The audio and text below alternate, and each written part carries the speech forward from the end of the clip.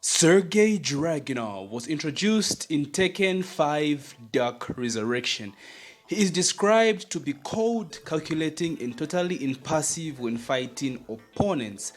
Despite not being necessarily evil, Dragunov is very stoic and unreadable. He shows little interest in socializing with others and only focuses on the mission at hand. He shows no mercy towards his enemies or opponents, and if provoked enough, will kill them if they are jeopardizing the mission. Because of these qualities, even his allies tend to be intimidated by his presence. Now, Dragunov is one of the coolest characters in Tekken, we all know this, but unfortunately, he has suffered one of Tekken's biggest problems, and that is lore. Dragunov has little to no lore in the franchise of Tekken from the time he was introduced, which is actually sad because he has one of the best designs in the game. So, in the events of Tekken 5, Dragunov received orders from Russian military command to capture the organism known as the Devil. In pursuit of his mission, he successfully infiltrated the King of Anfi's Tournament 5 but was unable to locate the organism. So, all this takes place in Tekken 5 or the King of Anfi's Tournament 5. You do not have any details on what Dragunov is all about, like where he's from, where he's raised, his history. We are given none of that. All we're given is the fact that he was given orders from the Russian military command to capture the organism known as the Devil Jin. So basically, in the event of Tekken 5, Dragunov is ordered to capture Jin. Which is really sad because, like I said, man, Dragunov has one of the coolest aesthetics in Tekken overall. Like, his design is just out of this world, right? It would be cool to just get more lore out of this man, but unfortunately, we aren't given what we want. So, in the events of Tekken 5, Russia was in complete disorder with rampant civil disturbances, all believed to be caused by the covert actions of Mishima Zaibatsu operatives. I don't know how the Mishima Zaibatsu is always involved with whatever conflict is happening in the world, bro. Like, I don't know what's up with these guys, but they are everywhere, man. It's so annoying. Like, dealing with these guys basically everywhere, bro. It's either Jin or Heihachi or Kazuya. Like, everywhere. Russia, like, come on, man. Come on. So, commissioned to suppress national unrest, Dragunov spent quite some time fighting across the country. Without any hesitation to stop the Mishima Zaibatsu of intruding the Russian government, the leaders decided to overthrow their leader, Kazama Jin, and decided to put a bounty on his head before anything gets worse. He was eventually called back to the Russian military and ordered to infiltrate the King of Anfi's Tournament 6 to crush the Mishima Zaibatsu. Dragunov embarked once again for Japan. Okay, so these events are kind of tied between Tekken 5 DR and Tekken 6. So during Tekken 5, like I said before, he was ordered to capture the Devil Jin, run experiments and all that jazz. But it kind of intertwines with the Tekken 6 storyline as well. Just like I said, there was a complete disorder in Russia due to the fact that, they had the covert actions of the Mishima Zaibatsu operatives, right? They had like sleeper Mishima Zaibatsu operatives, so I can say. And they were commissioned to suppress arrest, and hence all this led to the fact that they planned to overthrow the leaders of the leader of the Mishima Zaibatsu, who is Kazama Jin. To be honest with you, I don't really follow this story.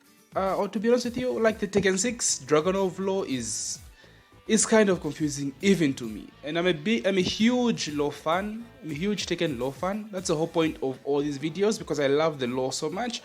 But Dragunov, I have failed to wrap my head around this lore, which is kind of sad to be honest with you.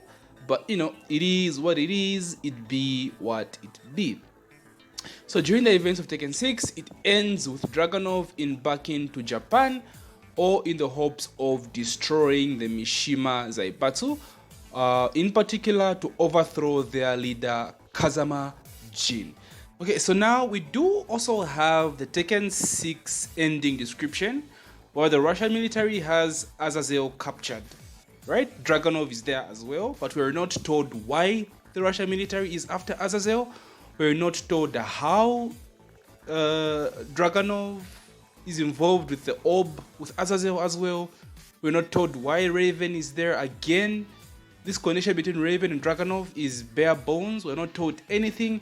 We're not told how the Russian military capturing Azazel is also part of the plan to overthrow the Mishima Zaibatsu, right? Because Jin, remember, is after Azazel to cure the devil Jin and all that jazz.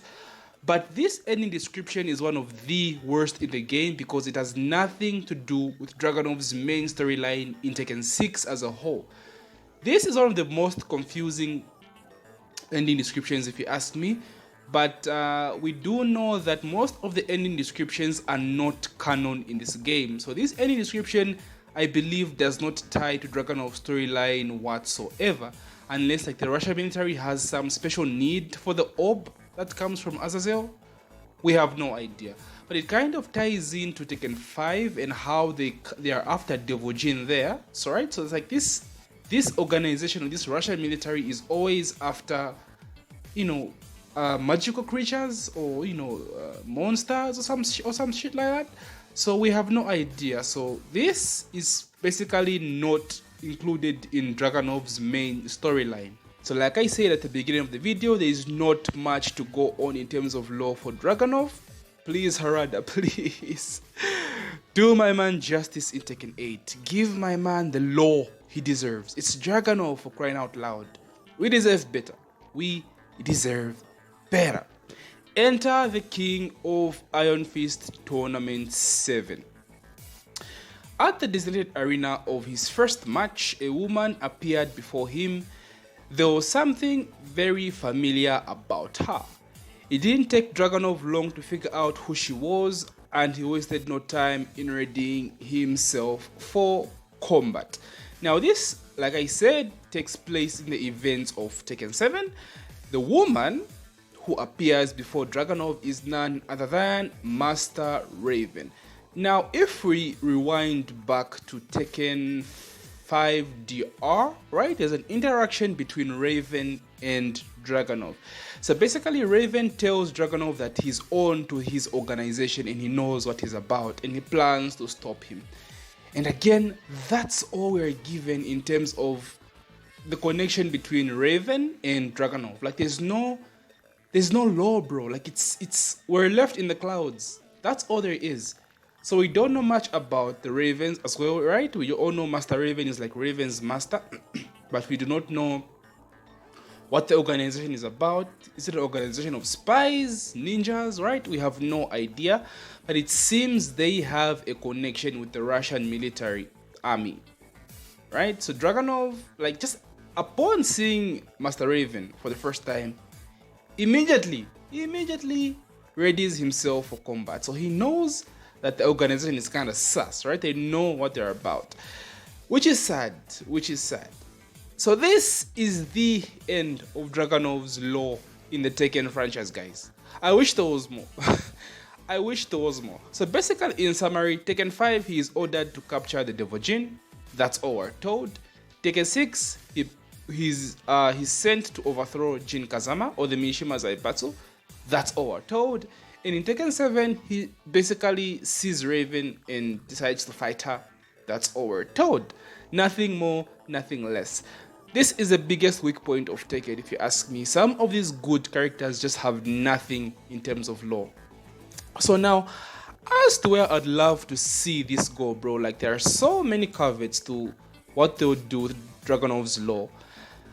Personally, I want a history on his background. Like, I want to know why he's mute, why he has so much power in the Russian military army, all that stuff. Just dive deep into his... They can do so much with this. It's crazy just to think about it.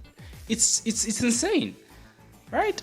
The connection between Master Raven, and Dragunov again is something huge. They can expand on that. Focus on the the relationship between those two organizations instead of getting him involved with the Mishima Zaibatsu, because I feel as though there are so many characters in Tekken that are involved with Kazuya, Jin, and Heihachi, which is becoming kind of repetitive if you ask me. So having Dragunov kind of focus on dealing with the Ravens, right? This organization of ninjas or spies can be something good. It can be better than what they have going on right now. I don't really have hope for Tekken 8 in terms of Tekken lore. I really hope Harada does blow me away, but I don't see it coming, bro.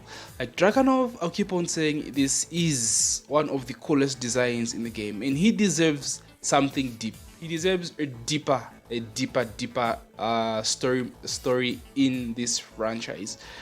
So that's the entire Dragunov Tekken lore storyline, my boys. I wish there was more, but unfortunately there isn't.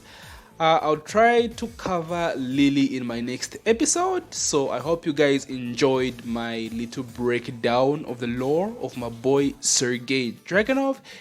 Please tell me what you think in the comments. I would love to know your thoughts on this. Is Dragunov's lore too basic? Is it good enough for what it is?